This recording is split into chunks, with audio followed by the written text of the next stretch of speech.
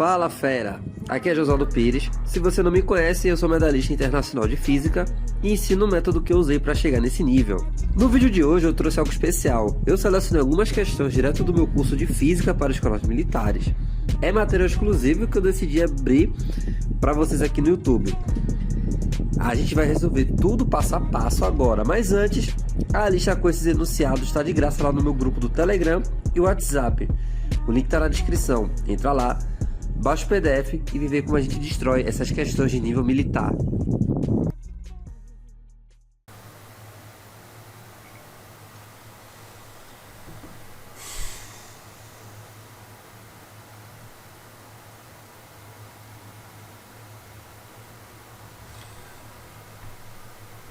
Bora lá. Observe o gráfico a seguir. O gráfico acima mostra o fluxo magnético em função do tempo que atravessa o anel metálico. Sendo a resistência elétrica do anel igual a 0,3 ohms, a corrente elétrica que o percorre é em miliamperes igual a quanto? Certo, aproveitar e fazer uma visão aqui de fluxo magnético.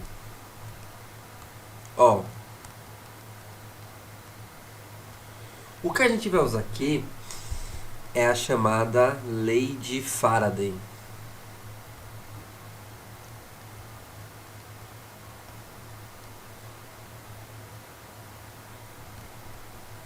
Lei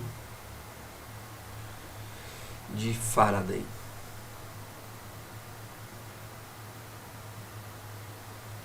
Que é o seguinte, que diz que o módulo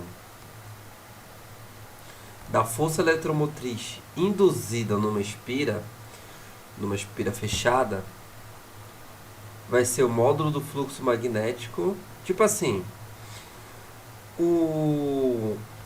a expressão verdadeira não está em módulo, tá? Mas para complicar menos eu vou fazer em módulo.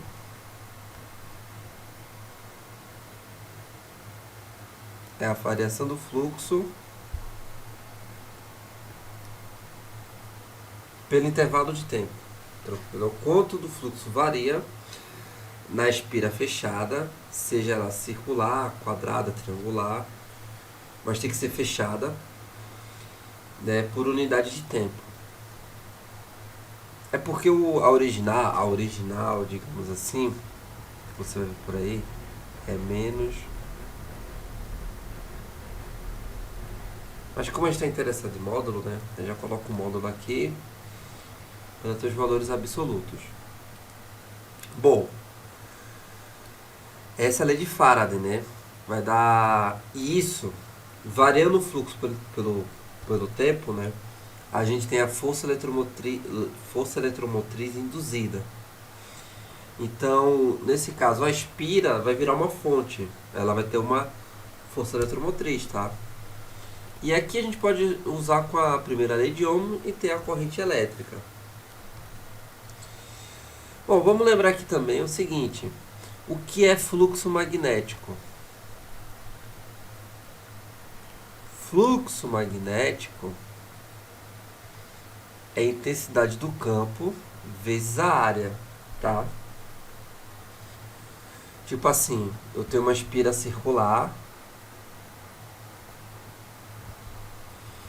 que está sendo atravessada por linhas de indução do campo magnético, tá? Vamos lá, de forma perpendicular, tá? Então, a intensidade do campo vezes a área vai dar o fluxo magnético. Beleza? É o quanto de linha de indução atravessa aquela área ali. Beleza? Pode ser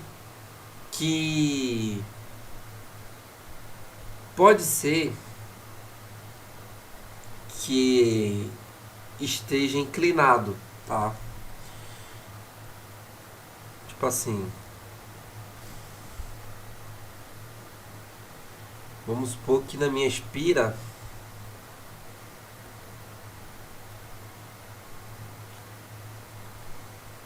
tá sendo atravessado assim de forma perpendicular, tá? De tal forma que faça um ângulo θ com o plano da espira. Como é que a gente faz nessa situação? O que é que a gente faz? É o seguinte, essas linhas de indução, isso aqui é uma revisão, né? Uma revisão do assunto. Como é que a gente faz? Essas linhas de indução, elas representam como se comporta o vetor do campo magnético naquela região, tá? É sempre tangente. Isso significa que, como nesse primeiro caso aqui, elas estão verticais para cima, né? Estão verticais. Então, o vetor campo magnético vai estar seguindo, né, a direção dessas linhas de indução. O mesmo vale aqui. Significa que o vetor do campo magnético vai estar seguindo o mesmo sentido e direção que as linhas de indução, tá? Ou seja, o vetor no plano da espira tá assim, também fazendo aí um ângulo θ. Bom, como é que a gente calcula o fluxo nesse caso? A gente decompõe, tá? Porque quem causa o fluxo é a componente perpendicular. Então vamos decompor.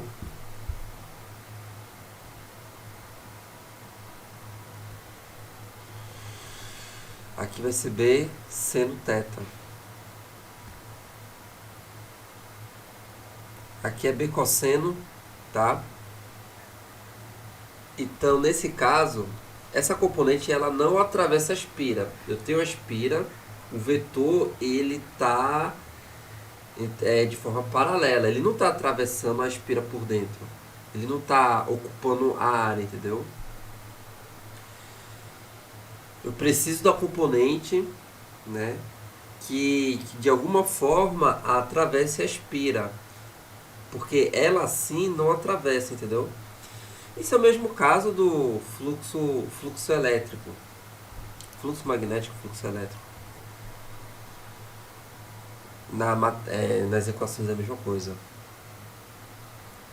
Bom, aí nesse caso o fluxo magnético aqui vai ser o quê? B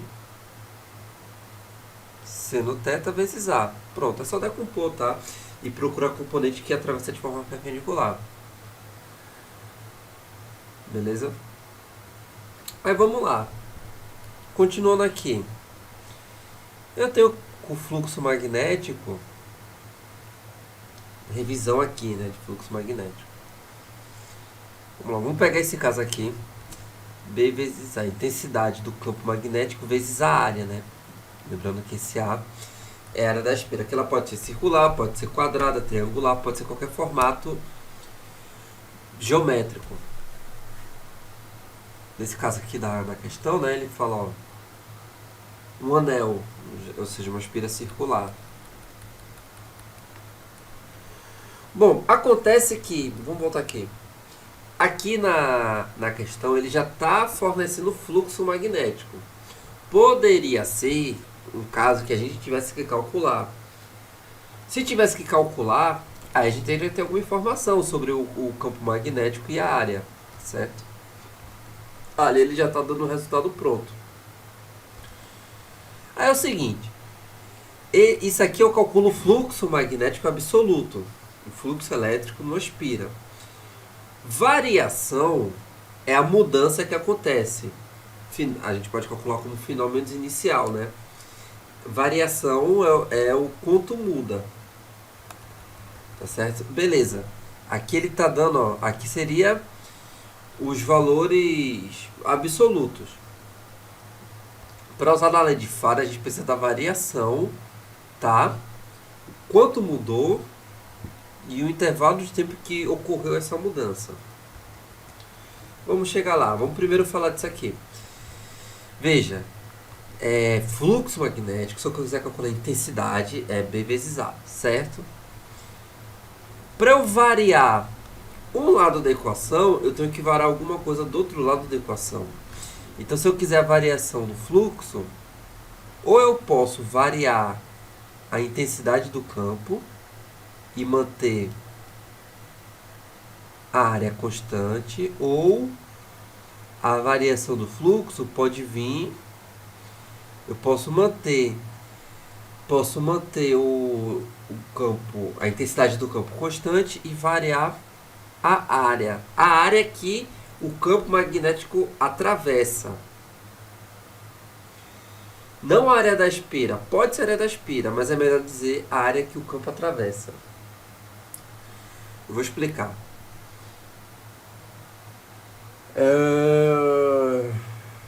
Tá. Então tem essas duas formas de variar. Pode variar as duas ao mesmo tempo? Pode, mas aí já foge do nível ensino médio, né? Já precisa de uma ferramenta mais avançada de matemática. O que é certeza vai variar algum dos dois. Então vamos lá. Vamos lidar com esse caso aqui.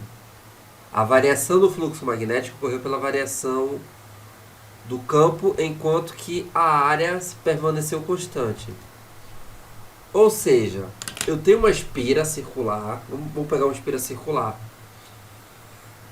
Beleza, tem campo magnético atravessando. Eu mantendo essa espira fixa e alterando a intensidade do campo que atravessa, eu estou variando o fluxo. Beleza? Eu posso aumentar ou diminuir a intensidade. Tipo assim.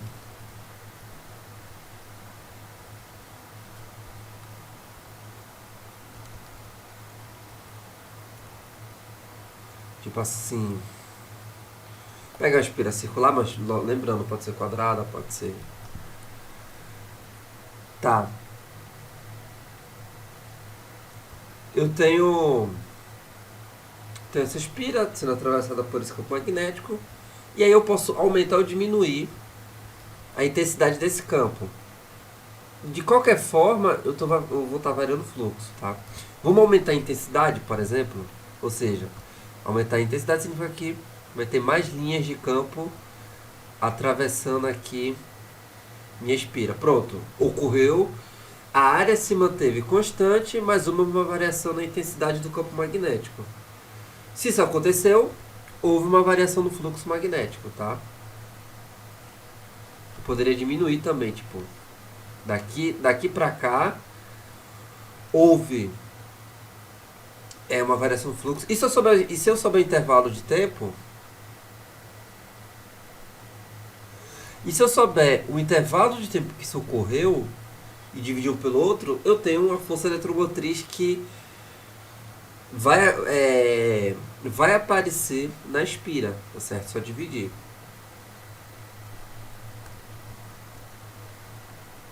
Ó, então eu vou botar assim, seja aumentando, seja daqui pra cá ou daqui pra cá, tá certo?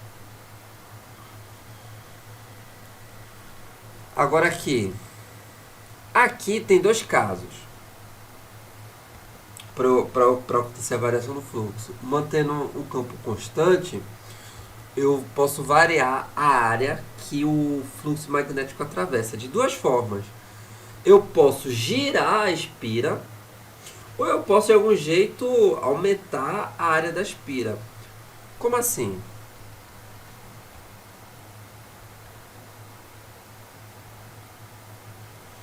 Vamos fazer primeiro aqui.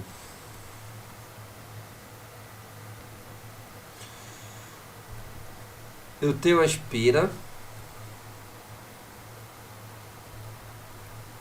sendo atravessada aqui dentro de um campo imerso em um campo magnético. Uniforme, tá? Nesse caso aqui, o campo magnético ele vai ser uniforme.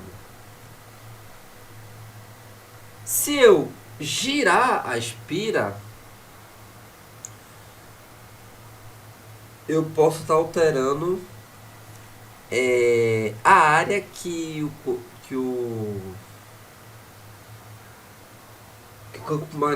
campo magnético está atravessando, tipo assim.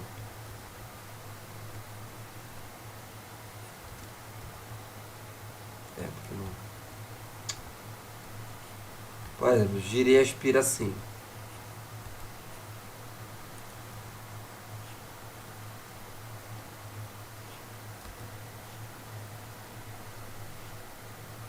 Veja, pelo fato de eu ter girado, agora menos linhas estão atravessando. Nessa situação, menos linhas. Só um exemplo, tá? Para explicar que o fato de eu ter girado, menos linha está atravessando a área da minha espira. Nesse caso, aqui houve uma variação no fluxo magnético, tá? Porque eu estou alterando a área que está sendo atravessado, beleza? Ou de alguma forma, a gente pode também, sei lá, vai que isso é possível, aumentar a área da espira. Se eu aumentar a área ou diminuir também, é uma forma de aumentar o fluxo, tá? Ou diminuir o fluxo, alterar o fluxo. Quando eu falo variar, é para mais ou para menos. Então, ó, se de alguma forma eu conseguir aumentar, eu vou estar, nesse caso, estou variando a área. Das duas formas, eu mantive o campo magnético constante, beleza? E só varia a área que atravessa, seja girando, porque aí muda, né, a quantidade que vai atravessar, ou aumentando ou diminuindo, ou variando o tamanho mesmo, beleza? Aqui também ocorre uma variação no fluxo magnético. Então tem essas formas aí da gente variar o fluxo, tá certo?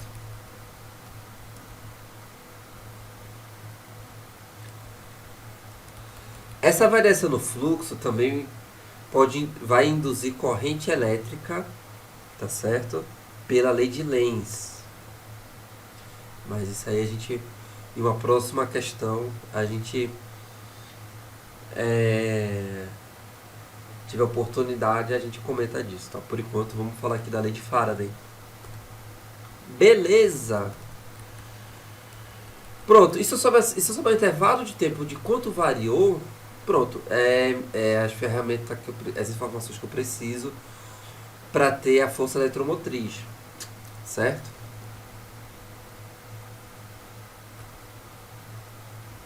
Que é o caso. Bom, vamos voltar aqui agora para a questão. Ele quer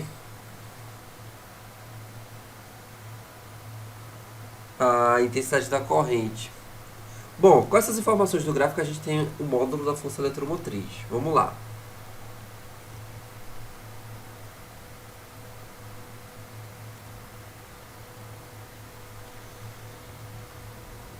Bom, observe bem a expressão e o gráfico. A variação pelo intervalo de tempo. Concorda que, se eu olhar aqui no gráfico, ó, eu preciso de 2 instantes e o quanto variou nesses 2 instantes, né? Vamos pegar esses 2 instantes aqui, entre 2 e 4. Perceba que isso aqui, essa medida representa o quê? A variação do fluxo, né? Nesse caso, 0,3 vezes 10 elevado a menos 2 Weber. E aqui eu tenho um intervalo de tempo. Concorda que eu estou dividindo esse por esse? Eu estou fazendo a tangente do ângulo? É a inclinação da reta. E a reta, a inclinação é constante. Então, tanto faz eu pegar esse e esse como qualquer dois instantes. Aqui,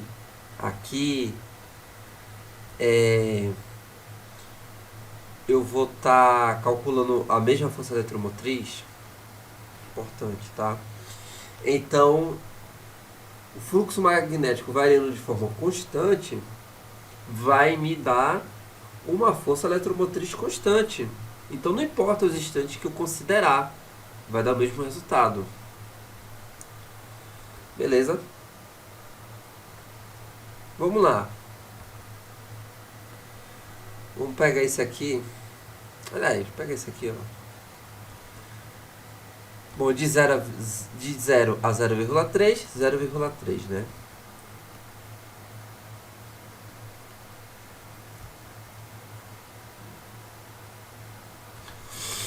Dividido pelo intervalo de tempo. O Weber, esse WB já é no SI, tá certo?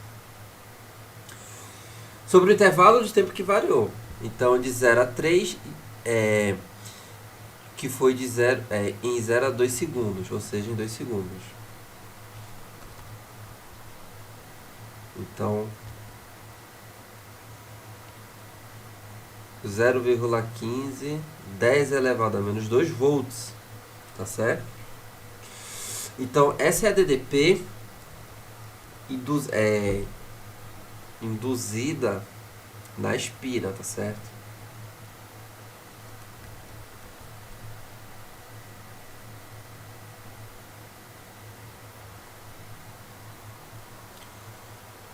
Pronto. Basicamente, resumidamente mesmo, o anel vira uma fonte que tem resistência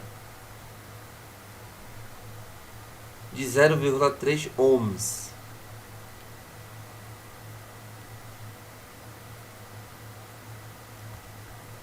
Vamos aqui, resistência R. Simplificando, fica assim, tá? É como se fosse um circuito. A espira circular, ela vai ter uma DDP, tá certo? Vai ter um potencial A aqui, um potencial aqui, a espira, né? Ao longo dela, ela tem resistência, tá certo?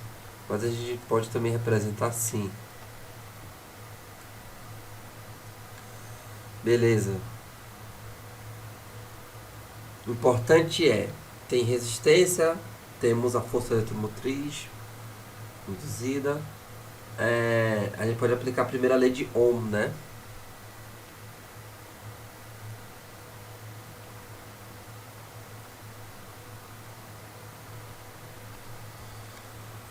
Primeira lei de Ohm.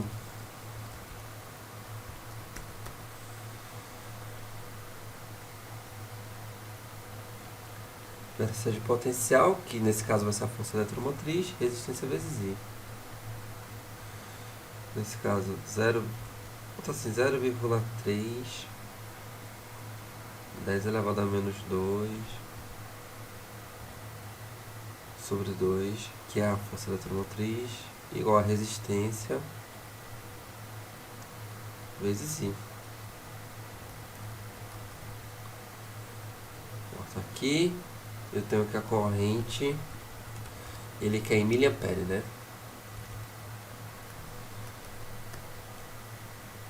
Então a corrente I vai ficar 1 sobre 2 aqui, 0,5,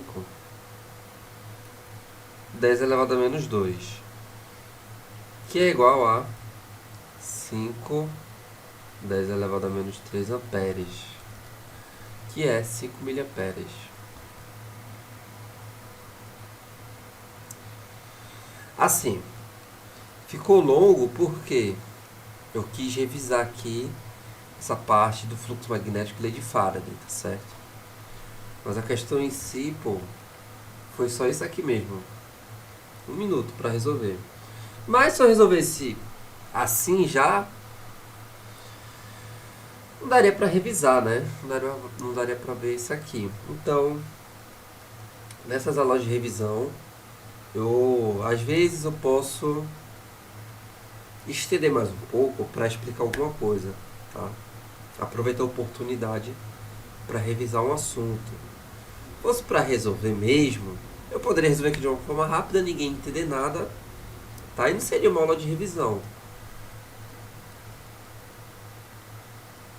Pronto, espero que tenha dado aí para revisar essa parte importante de eletromagnetismo.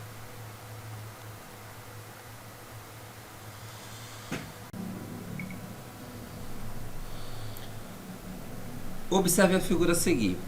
Uma partícula com carga negativa Q e massa m penetra com velocidade v pelo orifício x em uma região de campo magnético uniforme, no caso.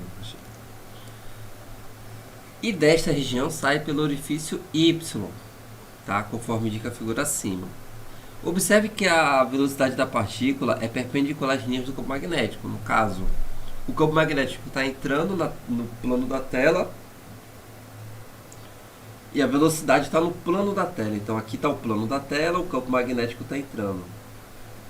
Então, como a velocidade está nesse plano, está perpendicular ao campo magnético que está entrando, né?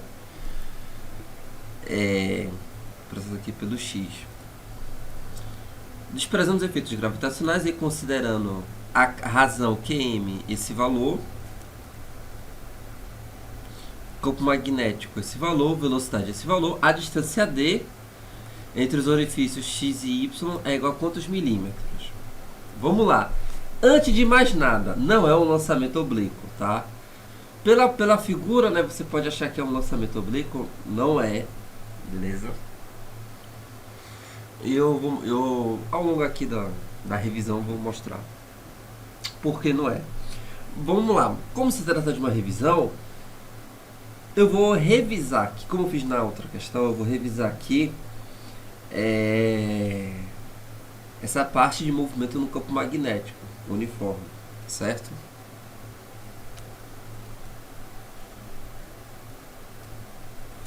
Vamos começar pela revisão desse assunto.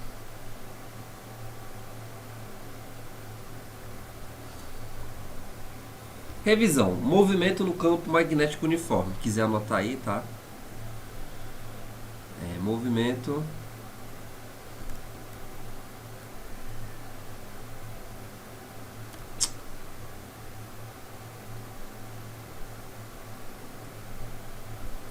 no campo magnético.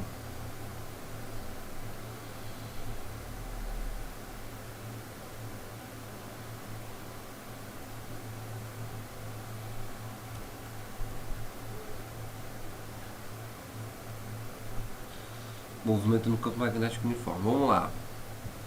Vamos pegar esse caso aí mesmo, tá? Velocidade perpendicular ao campo magnético. Lembrando que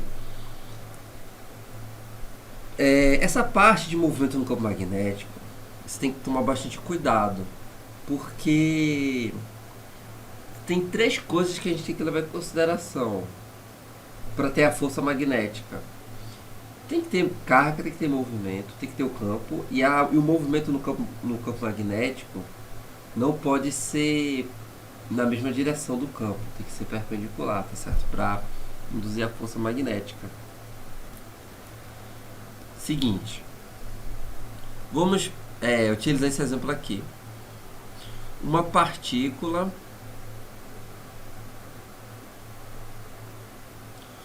com certa velocidade vai adentrar nessa região aqui de campo magnético uniforme, tá? Então, vamos supor, uma partícula de carga positiva vai vir por aqui e vai entrar com velocidade v. Ela tem massa m, carga q, tá certo? E entra assim na região de forma perpendicular, tá certo? Mas veja que o vetor velocidade está perpendicular ao campo. O que é que vai acontecer? Vamos lá. A gente pode usar a regra da mão direita espalmada ou os três dedos aqui, tá certo? Onde velocidade, tá? Campo magnético e o dedão vai ser o que? A força. É bom praticar isso. Para uma carga positiva vai ficar o seguinte: campo, né? Então veja, o campo está entrando no plano do papel, tá? Tá entrando no plano do papel. A velocidade está para cá, não é isso? A força então, ó, campo entrando no plano do papel. A gente ajusta. Nesse caso, a gente vai ajustar a velocidade de campo, que a gente já tem essas informações, e a gente vai ver para onde fica apontada a força. Os três vetores, campo, velocidade e força, são sempre perpendiculares entre si. Por isso que a gente faz isso aqui com os dedos, tá? Ó, campo entrando no plano do papel, velocidade, tá? Então a força magnética fica para cima. Isso é para uma carga positiva. Se a carga fosse negativa, a força seria o contrário, tá? Você faria isso aqui e colocaria a força ao contrário, para uma carga negativa. Como é uma carga positiva, eu sei que na questão é uma carga negativa, mas para o meu exemplo aqui, tá? Eu vou utilizar uma carga positiva, que é a mesma coisa, basicamente. Então veja que a força magnética fica para cima. Então no momento que ela entra na região, passa a atuar a força magnética perpendicular à velocidade, ó. Com isso, essa força magnética sempre vai ser, tá?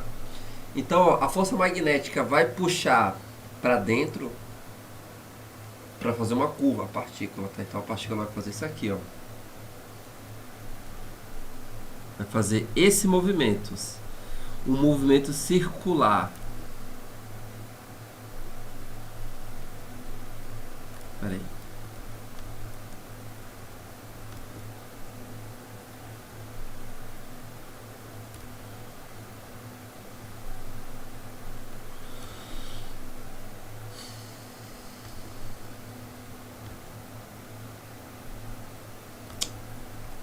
Rapidão. Só deixar o negócio mais...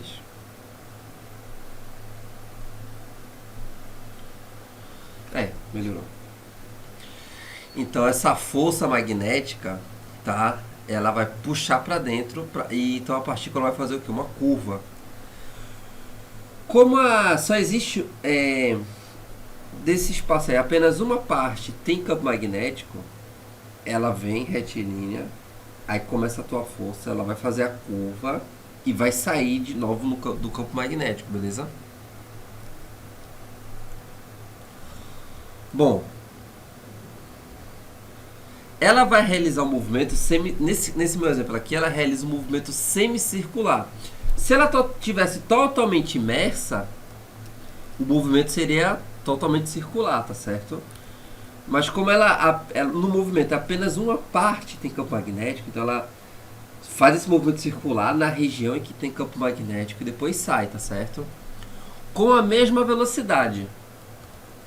Tá certo? Com a mesma velocidade. E já que é um semicírculo, tá? Também sai de forma perpendicular. Aí vamos lá, primeiro ponto aqui a respeito do movimento no campo magnético que a gente pode, que vai ajudar a gente para a questão e que eu vou aproveitar para revisar.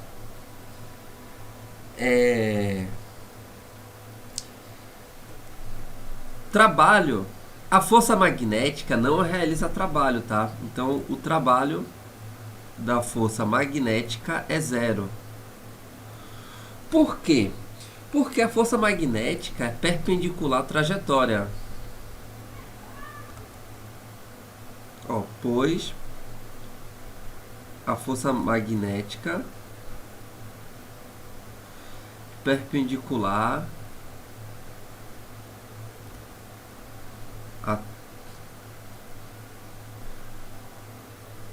perpendicular à trajetória. Então não realiza trabalho. Se não realiza trabalho, não transfere energia e nem remove energia. Lembra lá de Física 1 mecânica, relação trabalho-energia? Uma força ao realizar trabalho está transferindo energia ou está removendo energia se ela for dissipativa. Então esse é o papel de uma força, transferir energia mecânica, transferir energia cinética, enfim. Então aqui a força magnética não realiza porque ela é sempre perpendicular à trajetória, tá? Então pelo teorema da energia cinética, trabalho total é variação da energia cinética, não é isso? Nesse movimento aqui, desprezando o efeito gravitacional, a única força que atua é a força magnética, né? Então, o trabalho é nulo. Por quê? Porque a única força que realiza trabalho é a força magnética, a força de trabalho da força magnética é zero. Então, variação da energia cinética é zero. Portanto, energia cinética final é igual a energia cinética inicial. Peraí. Energia cinética final é igual a energia cinética inicial. Portanto, a velocidade inicial ou a velocidade final é igual à velocidade inicial. Ou seja, a velocidade ela é constante, tá? Melhor dizendo, a velocidade ela é constante no movimento. Então, se ela entrar com velocidade v, ela sai com velocidade v. O movimento ele é circular, então movimento circular com velocidade constante, mcu. Então, isso quando a partícula entrar de forma perpendicular, e apenas perpendicular, não tem outra componente. Essa componente, essa velocidade que está perpendicular ao campo magnético, faz a partícula realizar um MCU. Guarda isso que em outras questões a gente vai voltar a usar isso aqui, tá? Essa velocidade ela é perpendicular ao campo, é o que gera a força magnética, responsável pela força magnética, e ela realiza um MCU, faz a partícula aí realizar um MCU no campo magnético. Guarda isso aí. Beleza, então ela chega com a mesma velocidade, sai com a mesma velocidade, tá certo? Segundo ponto a respeito disso aqui. A força magnética, ela é responsável pela curva, ela é resultante centrípeta.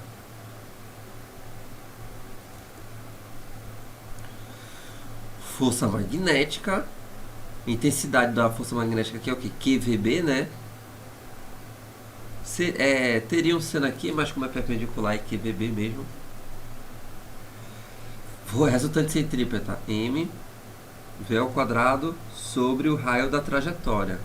Como é circular, movimento circular uniforme, é circular, essa trajetória é um círculo. Bom, nesse formato aqui, tá? O centro vai estar localizado aqui e vamos descobrir o raio dessa trajetória. Bom, resolvendo aqui, simplifica aqui, portanto, o raio da trajetória MVQB, né, em módulo.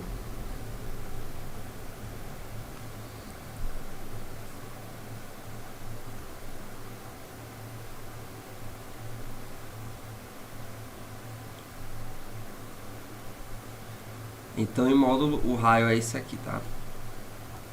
Esse é o raio da trajetória. Eu tenho a velocidade, tá? Se eu tiver velocidade, eu tenho raio. Aí eu posso também achar o tempo de percurso, tá? Já que isso aqui é meio círculo, então o tempo de meia volta. Qual é o tempo de meia volta? O tempo de meia volta é o período, né? Que é 2π raio sobre velocidade. Lembram? Como a morra circular, se a gente quiser estudar a parte cinemática, tempo, distância, percurso, essas coisas, ângulo, aí a gente tem que lembrar de movimento circular, né? O período mesmo, que é o tempo de uma volta, é 2πr sobre v. Mas nesse meu exemplo aqui, é meia volta, né? Porque é meio círculo, meia circunferência. Aí é só dividir por 2. Então ficaria πr sobre v, né? Então esse seria o tempo de meia volta. Tranquilo? Bom,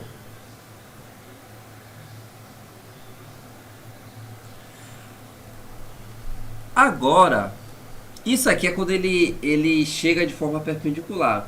E se a partícula entrasse nessa região por outro ângulo? Não de forma perpendicular, mas de forma inclinada. Tipo assim.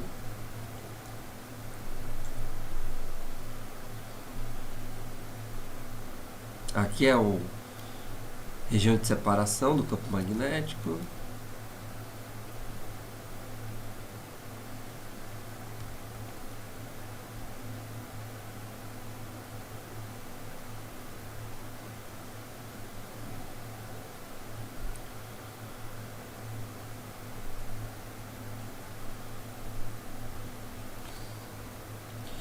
Bom, ali no meu exemplo, tá? Eu considerei que a partícula estava entrando assim. Mas vamos supor que, vamos melhorar a situação, vamos supor que na verdade a partícula chegou fazendo um ângulo θ.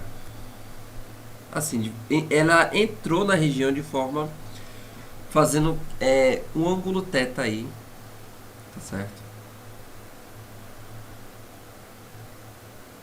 Com essa direção vertical, com a região do campo. E aí? A velocidade ainda está perpendicular ao campo, tá? Só não está perpendicular como ele entrou na região. Mas a velocidade, veja, como eu falei, a velocidade está em um plano da tela e o campo está entrando, então está perpendicular ainda. Certo, ele vai realizar um movimento circular, mas não vai ser uma semicircunferência, como foi aqui. Vai ser uma parte de uma circunferência. E veja, esse é o caso da questão aí da EFON. É a partícula não entrando de forma perpendicular. Se a partícula tivesse entrado de forma perpendicular, ela teria realizado meia circunferência, entendeu? E essa distância seria 2 vezes o raio, ou seja, seria 2 vezes esse valor, né? Seria o diâmetro da circunferência. Beleza. Mas aqui entrou, né, não de forma perpendicular à região, mas fazendo um ângulo de 30, de forma inclinada. E é isso que eu vou desenvolver agora. Bom, se ele entrar com velocidade v, ele sai com a mesma velocidade v. Não realiza trabalho, como falei. Vamos lá. Se ele entrar aqui com um ângulo θ,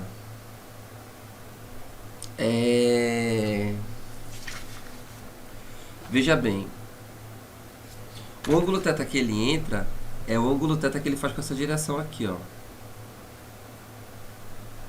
Ele sai com o ângulo θ, beleza? E eu vou mostrar o porquê. Aliás, vamos por partes, né? Eu vou mostrar não vou dar o resultado final, vou chegar lá. Onde é que estaria o centro dessa circunferência? Bom, não seria aqui, né?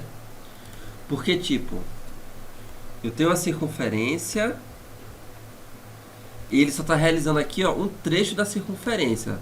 O centro da circunferência está em outro ponto, tá?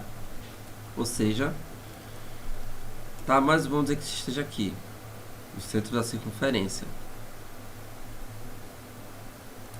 Aqui vai ser o raio da trajetória.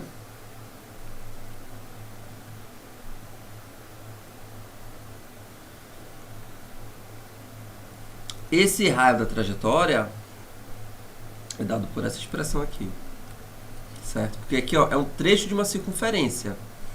É um arco de uma circunferência, não é uma circunferência completa. Então aqui é o centro da circunferência, beleza? Vamos lá.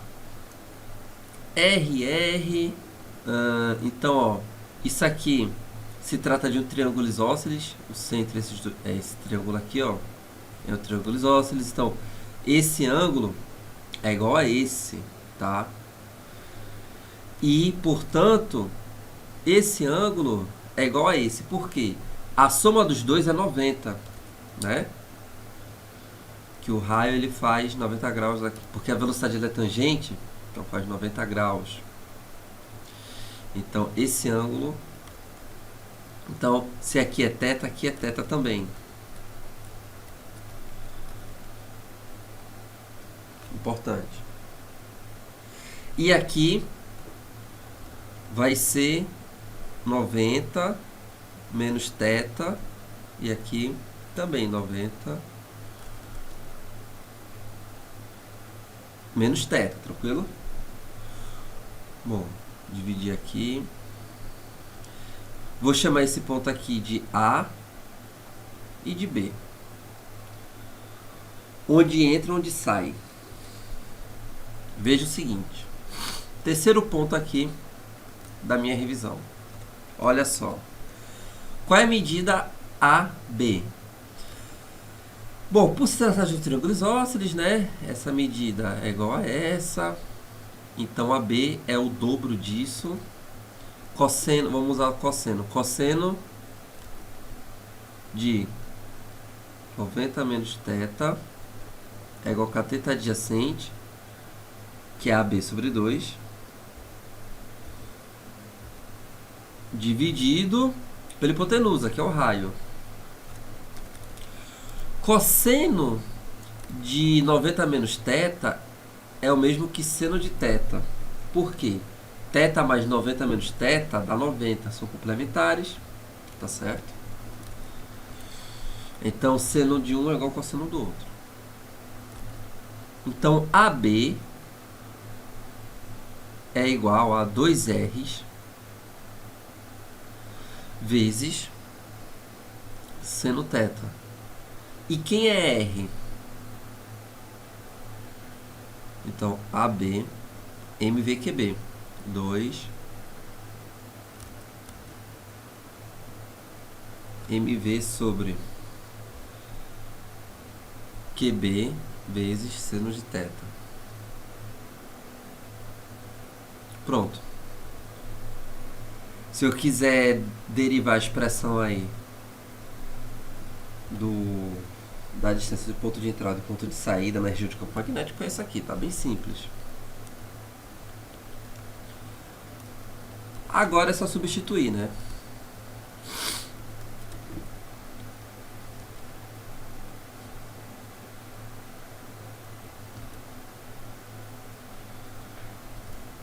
Deixa eu ver onde é que eu faço isso. Vou fazer aqui, ó. Agora aqui, vindo para a questão.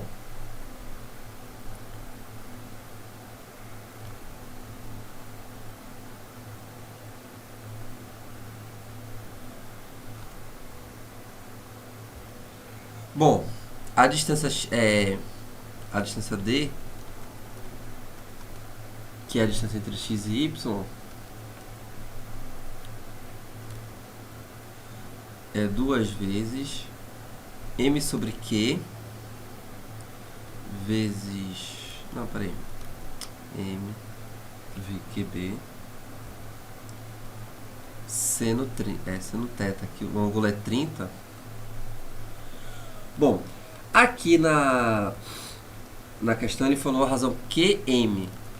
Ou seja, QM é o inverso de M sobre Q, né?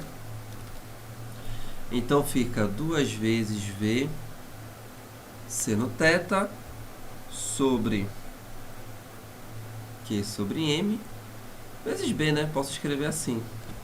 É a mesma coisa. Vamos lá, substituir. 2 vezes a velocidade, que é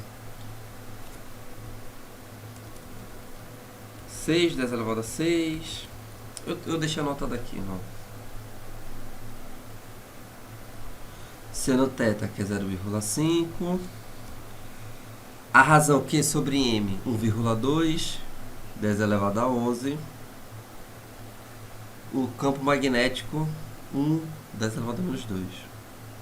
Vezes 10 elevado a menos 2. Ó, isso vai dar 5 milímetros, tá? Essa é a distância. 5 milímetros. Letra C. Bom, é isso, tá? Essa é a brincadeira desse assunto. Caso ele tivesse pedido tempo, aí como eu falei, né?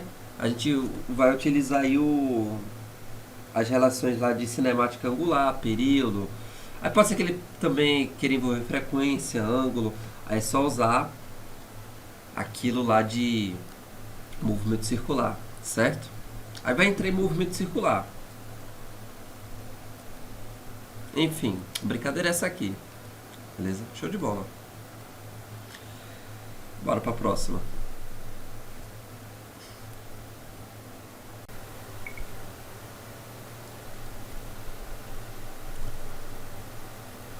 Um condutor retilíneo PT de resistência R20 ohms está em contato com um condutor de resistência desprezível e dobrado em forma de U, como indica a figura. O conjunto está imerso em um campo de indução magnética B uniforme de intensidade 15 Tesla, de modo que B é ortogonal ao plano do circuito. Seu Dm, um operador, puxa o condutor PT, isso aqui, de modo que este se move com velocidade constante V, como indica a figura. Sendo V 4 metros por segundo, determine a força eletromotriz induzida ao circuito e o valor da força aplicada por seu Dm ao condutor PT, né, para manter a velocidade constante. Seguinte, a gente já viu numa questão anterior que uma barra condutora imerso em um campo magnético em movimento com velocidade v, vai induzir uma força magnética de intensidade B L vezes V, tá? Já viu isso? Não, aliás, a força eletromotriz, né? É a força eletromotriz B L vezes V.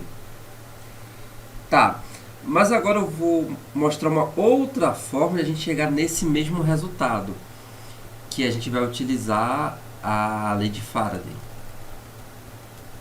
Olha só, vamos lá.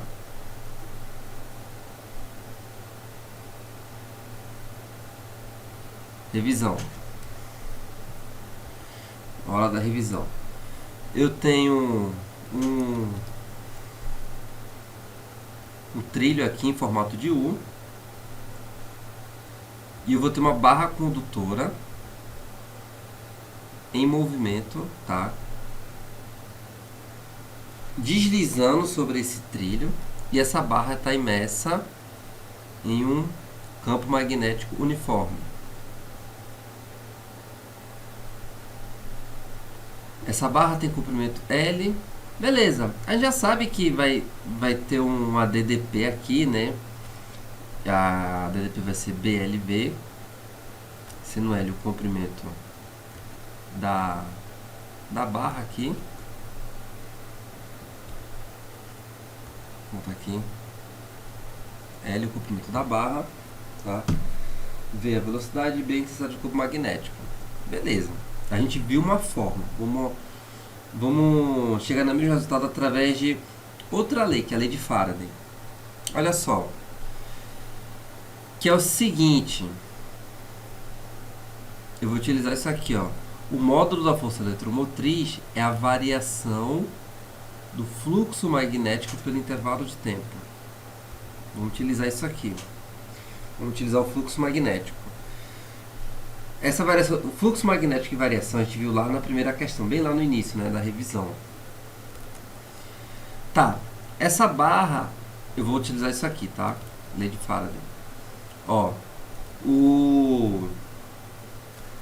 a barra, ela está se movimentando no trilho, ao longo do trilho, tá? Vamos considerar um intervalo de tempo ΔT. Após o tempo ΔT, ela vai ter deslocado um pouco, né? Veja que aqui forma uma espira fechada, e por dentro dessa espira existe um fluxo magnético, tá? Que vai ser o fluxo magnético aqui vai ser a intensidade do campo vezes essa área. Eu vou ter o fluxo, tá? Mas eu quero a variação do fluxo. Bom, após um tempo, eu vou desenhar aqui mesmo, tá? Após um tempo, vamos supor que a barra esteja aqui, ela vai se movimentar, né?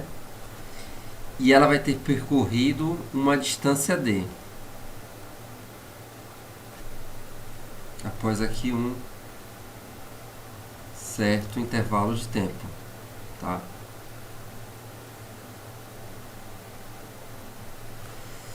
Veja o seguinte, nessa espira eu tinha o fluxo magnético inicial, eu tenho, né, o produto do campo vezes essa área, eu tinha o fluxo magnético inicial. Agora eu tenho o fluxo magnético final que atravessa essa espira, essa espira fechada. A diferença entre as áreas dá isso aqui, né? Essa é a diferença das áreas. Se eu pego o valor final dessa área final e subtraio dessa área inicial, eu vou ter isso aqui, né? Então isso aqui representa a diferença das áreas. Bom, como eu falei, fluxo magnético é a intensidade do campo magnético vezes a área. Para eu variar o fluxo, eu tenho que variar uma coisa do outro lado, né? Nesse caso, o campo magnético se manteve constante. É um campo magnético uniforme. O que eu variei foi a área da espira, porque a barra está em movimento, ela está aumentando a área. Então, houve uma variação na área em que o campo atravessa, tá? Que é justamente essa área aqui, tá? Lembrando, a área final menos a área inicial área final menos a área inicial vai dar, essa aqui representa a variação. Pronto. E essa variação da área pode ser dado por D vezes essa distância, D vezes L. Só que D foi o quanto a barra percorreu com velocidade constante nesse intervalo de tempo. Então eu posso dizer que foi V vezes ΔT. B, então esse D é B vezes ΔT vezes L. Substituindo ali na força eletromotriz, eu tenho variação do fluxo magnético pelo intervalo de tempo, ou seja, B V ΔT vezes L sobre ΔT. Acontece que esse intervalo de tempo que passou, que a barra andou, foi o mesmo intervalo de tempo que houve a variação do fluxo, né? Então esses dois intervalos de tempo representam o mesmo valor. Portanto, a intensidade da força eletromotriz BVL.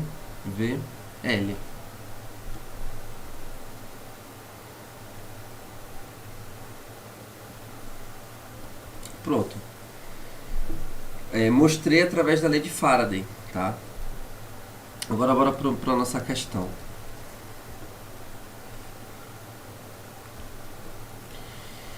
Bom, o que é que vai acontecer aqui? Vai acontecer duas coisas que a gente já viu. Bom, eu tenho o trilho aqui.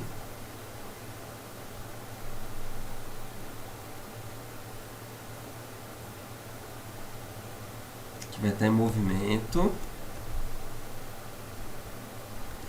Com velocidade V. O campo magnético, ele está saindo do plano do papel. Ali no meu exemplo, eu considerei que ele estava entrando. Mas aqui na questão está saindo, né? Está saindo, então a gente faz bolinha. Representa por essas bolinhas aqui. Certo. O que é que vai acontecer? Bom, eu tenho a barra em movimento. Vamos lá. Vamos adotar o sentido convencional da corrente corrente elétrica. Como é que vai ficar como é que fica o acúmulo de carga aqui? Velocidade, o campo. Então a força magnética nas cargas positivas é para baixo. Então as cargas positivas vão se acumular aqui, as cargas negativas aqui em cima, tá? Bom, primeiro de tudo, eu já sei responder a força eletromotriz. A força eletromotriz, que é a DDP, ó, BLV, ou seja, campo 15, velocidade 4 vezes o comprimento da barra.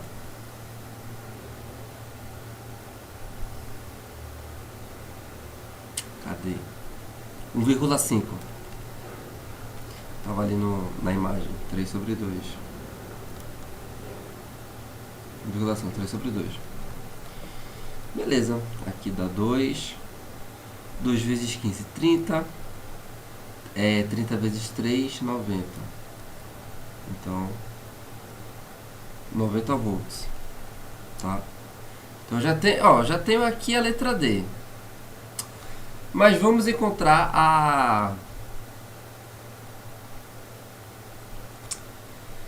a força. Por que força? Porque é o seguinte.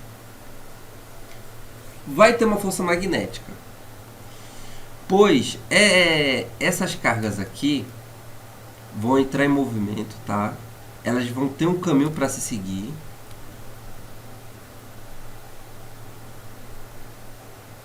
Quando ela chega aqui, elas vão para cá de novo, né? Vão formar um circuito. Ou seja, vai passar uma corrente I, tá? Qual a intensidade dessa corrente I? Ah, sim. Como tem uma corrente I, então aí eu chego naquele problema. Uma barra condutora que está passando corrente. Vai ter o que? Força magnética, tá? Então, nesse caso, vai ser carga, ó, campo, velocidade e força, né? O dedão é força. Então, campo saindo, ou seja, campo saindo, corrente para baixo, a força para cá. Então, vai ter justamente uma força magnética na barra para cá. Aí, para manter velocidade constante, tem que ser aplicada uma outra força para cá, né? Que é a força do operador. Que vai ter que ter a mesma intensidade para manter, né? Para estar no equilíbrio, porque velocidade constante é equilíbrio, a gente já sabe disso. Vamos lá. E para isso, né? A gente já viu, não vou fazer de novo, a gente já viu na questão anterior também, que essa força magnética é dada por BIL. Quem é I? I a gente vai tirar pela primeira lei de Ohm, tá? Que é EDP, força motriz, resistência vezes I. Logo, a intensidade de F do operador tem que ser igual da força magnética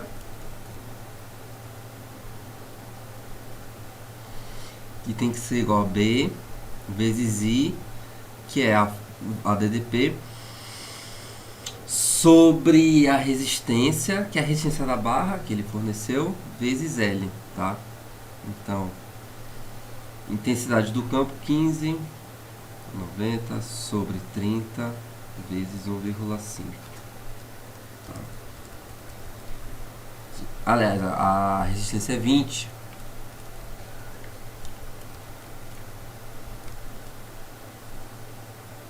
Vezes 1,5. Bom, isso vai dar justamente o que tem ali, né?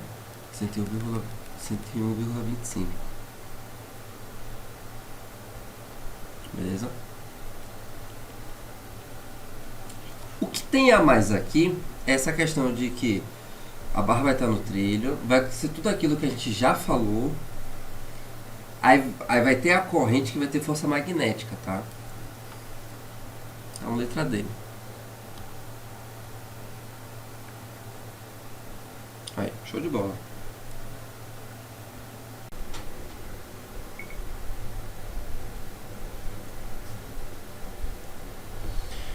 Dois fios longos, fixos e retilíneos, 1 e 2, estão no vácuo, paralelos entre si, numa direção perpendicular ao plano desse papel, conforme mostra a figura. Inicialmente, somente o fio 1 é percorrido por uma corrente constante I1 de 3 amperes, entrando no plano do papel. Nessa condição, o módulo do vetor de indução magnética no ponto P vale 0,3 microtesla.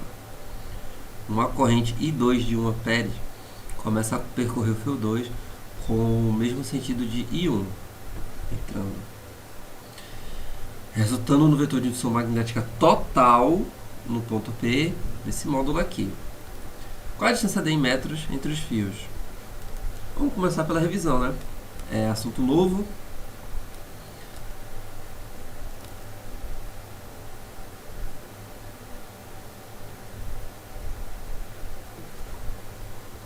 Revisão. A gente viu agora indução numa espira, quando passa a corrente, porque o que gera campo magnético no fim das contas é a corrente elétrica, tá? Então, vem de uma espira, agora de um fio retilíneo. Como é que fica? O fio retilíneo, longo ou infinito, quando ele é percorrido por uma corrente elétrica I, em volta dele vai ter linhas de indução do campo magnético. Como é que a gente faz? Regra da mão direita envolvente. Corrente para cima. Então, o sentido que o nosso dedo gira indica o sentido do campo magnético, das linhas de indução, tá? Então, as linhas de indução vão ser, por exemplo, se eu pegar aqui, esse ponto, vão ser circulares em torno do fio. Nesse caso, no sentido anti-horário.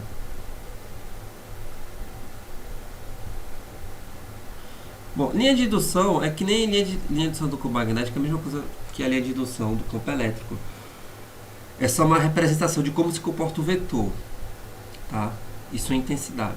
Nesse caso aqui é mais para a gente saber para onde vai estar apontado o vetor, tá?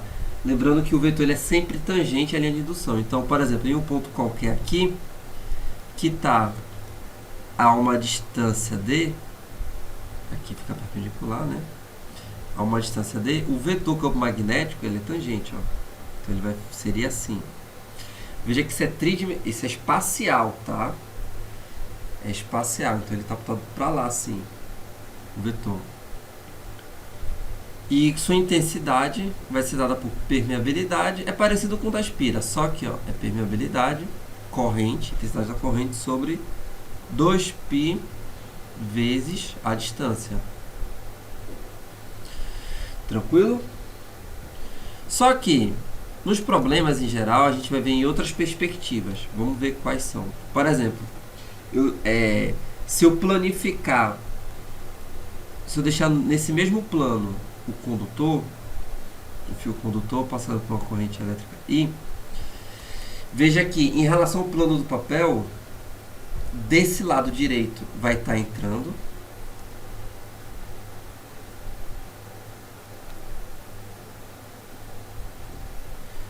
do outro lado vai estar saindo. Se a distância for igual, né? As intensidades são iguais, está entrando e está saindo aqui do outro lado. Bom, mas eu posso também desenhar de outra forma. Se eu mudar minha visão agora para quem está olhando daqui de baixo, quem está olhando aqui debaixo do fio vai estar vendo a corrente entrando, né? Como é que fica? Aí agora, ó, se a corrente estiver entrando no plano do papel, então a corrente está entrando e os vetores vão estar no plano da tela. Nesse caso, aqui para baixo.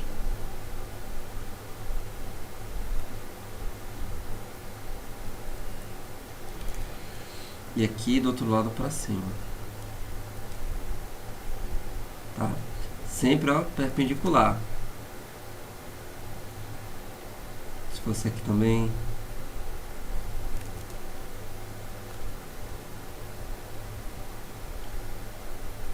E quanto maior a distância, menor o campo, né? Enfim. Ficaria assim, tá?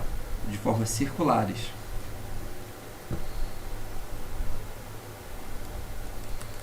Beleza.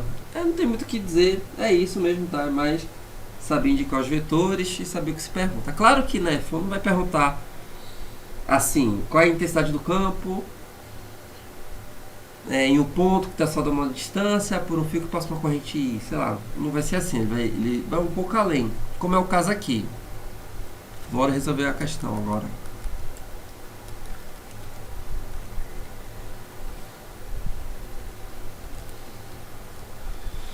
Seguinte, ele fala que quando o fio, para o fio I1, a intensidade do campo aqui, ó, o fio está saindo, então o campo é para cá. E veja que ele fica perpendicular a esse fio 2 aqui. Que também vai estar saindo a uma distância dele. Vamos dizer que a distância do fio aqui é 90 graus. Importante, tá? Esse ângulo. Vamos dizer que a distância do fio 1 até o ponto P aqui seja a distância do ponto P até o fio 2 seja B. Beleza, seguinte. O campo magnético do fio 1 vai estar assim. Vou chamar de B1, que é 0,3 microtésla. Do fio 2 vai estar assim. Mas ele fala, quando é a corrente do fio 1, o campo magnético do fio 1 vai ser esse valor. Mas aí passa a atuar o fio 2, a corrente I2, que vai fazer um campo magnético para cá, assim. Ó, aqui vai ser 90 graus, então esses dois estão perpendiculares entre si, tá? De intensidade B2, mas que a resultante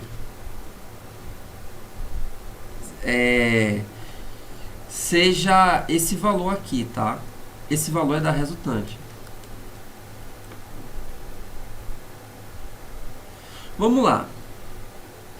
Com essa informação, se eu tenho um campo 1, a corrente I1, eu consigo achar a distância A. Se eu souber a intensidade de B2, eu tendo o valor de I2, eu consigo achar B. Como é 90 graus, faço Pitágoras e encontro D, que é o que se pede. Vamos lá. Por enquanto, eu consigo encontrar A, pois B1 é igual a permeabilidade corrente sobre 2π vezes a distância A. B1 é 0,3 microtesla, ou seja, 10 elevado a menos 6 tesla, igual a permeabilidade magnética, que é 4π, 10 elevado a menos 7, corrente, que é 3 amperes, sobre 2π vezes A. Beleza? Aqui dá 2. Aqui dá 3 vezes 10 elevado a menos 7, tá? Que dá para cortar com esses dois. Portanto, A é 2 metros.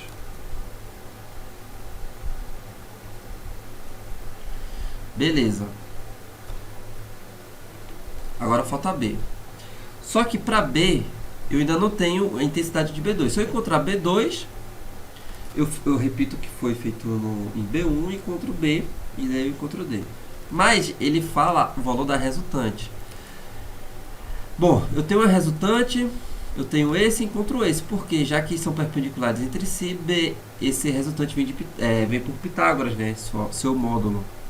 Então, campo magnético resultante ao quadrado é igual a B1 ao quadrado mais B2 ao quadrado. O resultante é raiz de 10 sobre 10 elevado a menos 6 ao quadrado. B1, 0,3 10 elevado a menos 6 ao quadrado mais B2 ao quadrado. Fica então, aqui fica 10 sobre 100 vezes 10 elevado a menos 12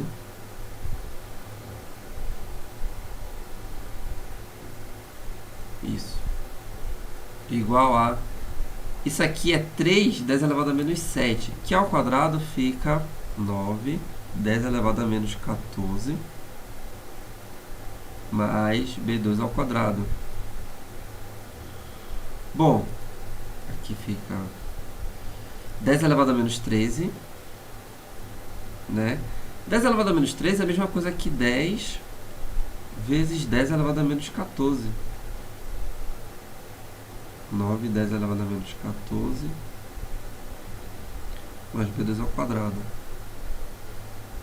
Então, B2 ao quadrado é igual a 10 elevado a menos 14, né? Passa subtraindo. Portanto, B2 é 10 elevado a menos 7 tesla.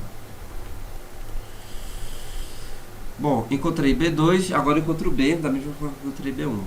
B2 é permeabilidade, corrente I2, que é 1 ampere, sobre 2π vezes a distância que eu estou chamando de B.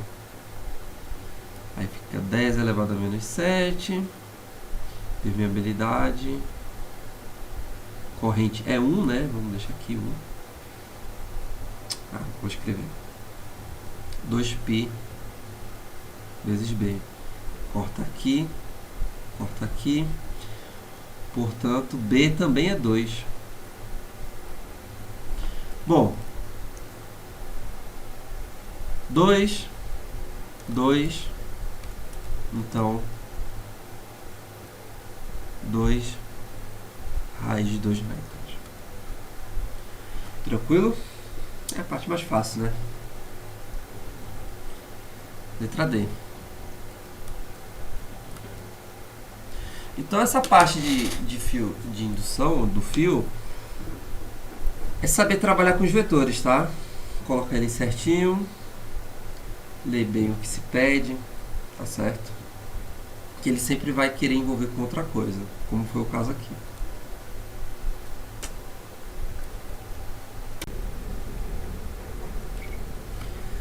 Bom, vamos lá para encerrar nossa revisão com chave de ouro. Vamos lá, vou falar por que com chave de ouro. Bom, considere que essa última foi da última prova para entrar agora em 2025, né? Então foi do ano passado.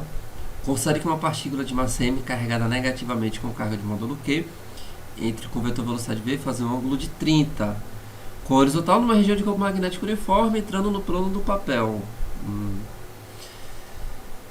A partícula sai da região do campo com vetor velocidade v apontando na direção horizontal. Despreciação do campo gravitacional sobre a partícula. Qual a distância d em micrômetros, entre a entrada e a saída da partícula da região do campo magnético? Eles dão valores, né? Razão que carga sobre massa, campo e velocidade. Onde será que a gente já viu uma questão praticamente idêntica a essa daqui? Foi a questão que a gente viu lá no início, né, da iPhone, desse mesmo jeito aqui, ó. A mesma questão. Só que ao invés de perguntar a distância total, a gente só vai querer saber o quê? A metade. Porque é quando a velocidade está no horizontal. É a mesma questão. E eu já tenho esse resultado pronto. Aqui, a distância entre o ponto de entrada e saída vai ser dado por essa expressão, mas eu quero a metade, né? Só dividir por 2. E por que eu também falei com chave de ouro? Porque, veja, por isso que eu dei atenção às questões mais antigas. Porque se for para reciclar alguma coisa, fazer igual, ela vai pegar uma questão antiga. Ela não vai repetir o que já foi feito recentemente. Então, tipo assim, ela não vai repetir, dificilmente isso vai acontecer, repetir um conceito que foi visto no passado. Se ela for reciclar, ela vai reciclar de uma questão antiga. Entendeu? Veja. Então, se eu tivesse feito essa revisão no passado, eu ia pegar essa questão, eu ia ter que meio que adivinhado a questão que ia cair, né? Enfim. Então, por isso é bom fazer provas antigas, tá? Não só ficar fazendo as mais recentes. Porque se a iPhone ficar repetindo, acho que não só a iPhone, tá? Qualquer prova ficar repetindo coisa que foi recentemente, todo mundo vai conseguir matar as questões. Ela vai pegar ou tentar criar algo novo ou reciclar algo de uma prova mais antiga, entendeu? Enfim. Como a gente viu, não vou repetir, tá? A distância entre o ponto de entrada e saída é 2mv QB sobre o seno do ângulo.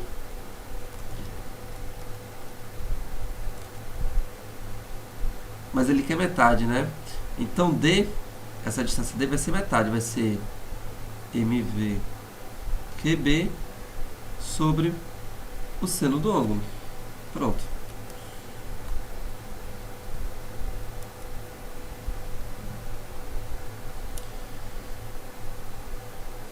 Bom, ele deu a razão QM, né? Eu tenho M sobre Q. Vamos lá. Fica V. Velocidade. Eu vou escrever assim. V.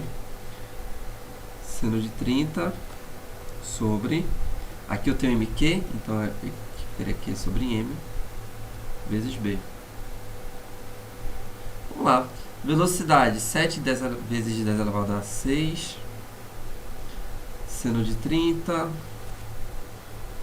A razão 3,5 10 elevado a 11, que é 7 sobre 2, né? 3,5 é 7 sobre 2 10 elevado a 11, vezes o campo magnético, é 0,2.